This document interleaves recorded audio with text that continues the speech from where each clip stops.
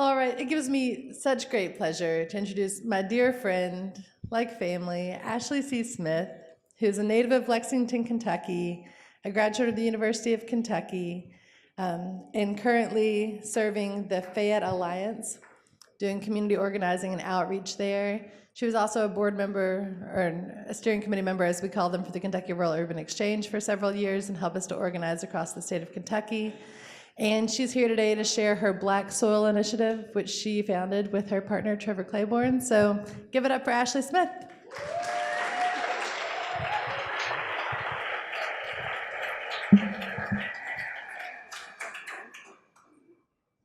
We're artsy people. We can definitely imagine. Thank you, Richard, for the technical support here.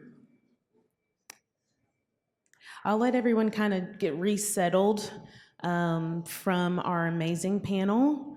I know folks have stepped out to refresh themselves. I see some faces that I've had a chance to commune with, so it's an honor to get to connect. In 2016, I had the pleasure of attending the very first Rural Generation Conference. It was called Next Gen at that time in Iowa City, Iowa. And I've really been on a 3-year journey diving deeper into the complexity that presents itself through creative placemaking. At the time, I was working at a historic Black theater in Lexington called the Lyric Theater and Cultural Arts Center, and now I don't have to pander anymore. We're working, we're cooking with gas. Will you be my slide person? Thank you. And so let's give it up for Richard. Thank you. Grace under pressure, thank you.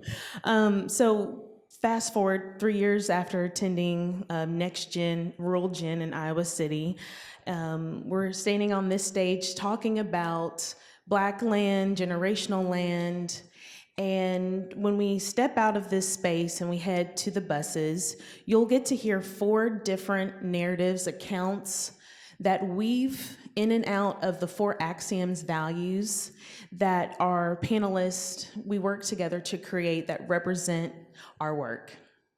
And I'm so honored to co-collaborate with them. So Black Soil, Our Better Nature is based in Lexington, Kentucky. Black Soil comes from the fact that we work with Kentucky's Black farmers, growers, and producers. And Our Better Nature represents a posture of being your absolute best while you're connecting with the soil. You're out in the great outdoors. You're being one with the earth and the land. And feel free to connect with myself and my co-founder, my life partner, Trevor. We're on Facebook, Jazzy Ashley and Farmer Brown. We love making new friendships and connecting, okay? Here are some of the folks that we work with, and as we go through this presentation, I will be able to showcase some of the images from the programs that we have been able to host in Kentucky. So our problem, we always want to start with the problem so we can move towards a solution. That really is what creative placemaking, through my interpretation and my experience, has led me. So we asked ourselves, where have all the Black farmers gone? In Kentucky, during slavery, the cash crops were tobacco and hemp. Unlike the deeper South, cotton was cash crop. You're hearing more and more about hemp on a national scale, but what I want to harken back in regards to hemp and what we do with Black Soil and a lot of the work that we do is balancing out the story and the narrative of history. We're telling the right story. Hemp was the #1 wealth producer in the state of Kentucky during slavery because of enslaved forced labor. At the turn of the century, Black farmers were farming on 15 million acres. Around 2002, down to 2 million acres. At the turn of the century again, 15% of the farm operators were Black. There were some social issues, social moves that really contributed to this happening, the Great Migration, where millions and millions of Black Americans fled the tyranny of Jim Crow South, the lynching trail that uprooted Black landowners from their land using the tool of racial violence of lynching. negative stereotypes based in the real life experiences of slavery and sharecropping. Generations after generations of forced labor left many modern Black Americans not wanting to go back to a painful narrative that was traumatic. The lack of access, expertise, protection regarding legal services. So a lot of times Black landowners are lacking the trust, the wills, the deeds, and discrimination from our governmental agencies in our government, USDA, Extension, Farm Service agencies, discrimination through not providing Black farmers with the ability for capacity.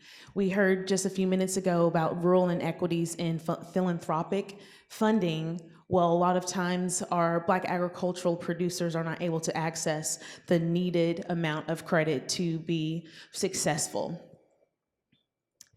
So on our call with our esteemed panel, there were 4 values, again, that we were able to see rise to the top. The inspiration to dare a change. Will Queso is originally from Newark, New Jersey, but he now finds himself positioned in rural Vermont, working as an artistic and programmatic director at Clemens Family Farm. Annette Howe finds herself splitting her time between New Orleans, Louisiana, and Waterford, Mississippi. Myself and Trevor living in Lexington, we all have experienced this inequity, this marginalization of Black Americans in the agricultural industry. We were inspired by this challenge to return to the land through programs and placemaking. And so what we're able to do through Black Soil is we gather people on the 1.4% of Black-owned farmland in Kentucky. That's about 450 farmers out of 79,000. And we conduct farm tours and farm-to-table dinners. And you see here, we're at Barber's Farm. They were former sharecroppers who owned the land. They bought the land from the tenant farmer, and they now farm a CSA, livestock, dairy, so on and so forth.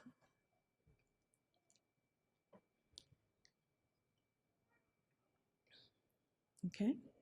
Our second axiom.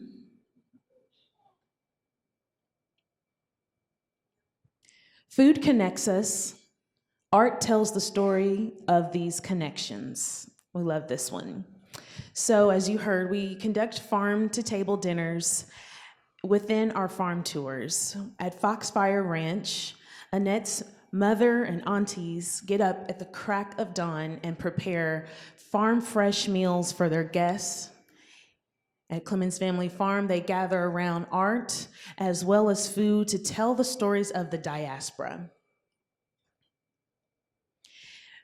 One thing that I saw during some outreach in Lexington, in a 6-week period, we had 8 Black-owned restaurants close. So Black Soil has created an economic driver where we hire Black culinary artists to prepare the farm-to-table dinners that are sourced from our Black Farm Network. Our third axiom, ownership of your craft in breaking down stigmas. So how does an urbanite from Newark, New Jersey find himself, Trenton, oh, I'm so sorry, forgive me, Trenton, New Jersey, find himself on the oldest Black farm in Vermont? How does a world-traveling Army brat find herself using her JD and other world experience to connect people and build stronger infrastructure and sustainability on her family farm? How does a former hip-hop performer and musician connect with thousands of youth across the country in teaching them where their food comes from? And how does someone like myself, who has experience in event planning, design events that bring together families and friends to talk about the importance of owning land? So in each of our narratives, we were able to identify the skill sets needed within our communities to bring back and enrich. This is Andre Barber. He is the 4th of 7 siblings who have returned to farming. Our guests were able to tour his farm and learn what a high tunnel is. A lot of the folks had never stepped foot on a farm before.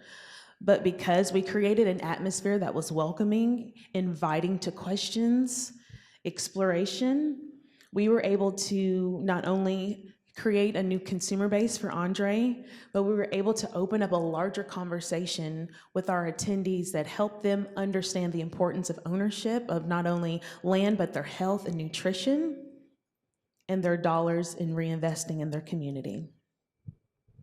This is Anwar Barber, Andre's brother, and we are currently touring the livestock area of Barber's Farm, which is located in southwestern Kentucky, Hart County, Canmore, Kentucky. We work with our rural producers in bringing them to urban areas, and we conduct workshops, off-season mixers that center our farmers and our producers at the front of the room and provide them with opportunities for leadership. So using their expertise, we craft an event that allows them to lead from the front of the room in comparing shopping at the farmers market, the CSA, joining a buyer's club. We really position them for greatness, and we help them with the technical assistance through creating their presentations, marketing their operation, and coaching them on developing their public speaking skills. Lastly, so again, Foxfire Ranch, Clemens Family Farm, and Black Soil, we're all at the intersection of art and agriculture, and we really want to build and grow with sustainability. Each year in America, 30,000 acres of Black-owned land are lost. That is through many, many mechanisms and many reasons. But the work that we are committed to allows us to be leaders in our field, especially as young people. We are able to see the mistakes and the failures of those who have gone before us and learn from those experiences. And it also allows us to create new experiences for the next generation to be immersed in agriculture and understand the importance of knowing where your food comes from, the importance of ownership of land. So here we are at Stoner View Farm Bed and Breakfast. We're feeding some cows, little calves there as our group. Stoner View is located in Bourbon County. And Mrs. Carmela Connor has a fresh farm egg operation. Here we are in South Central Kentucky, Lincoln County. Both Mr. and Mrs. Miller come from multi-generational farm families. We toured their farm in October of last year.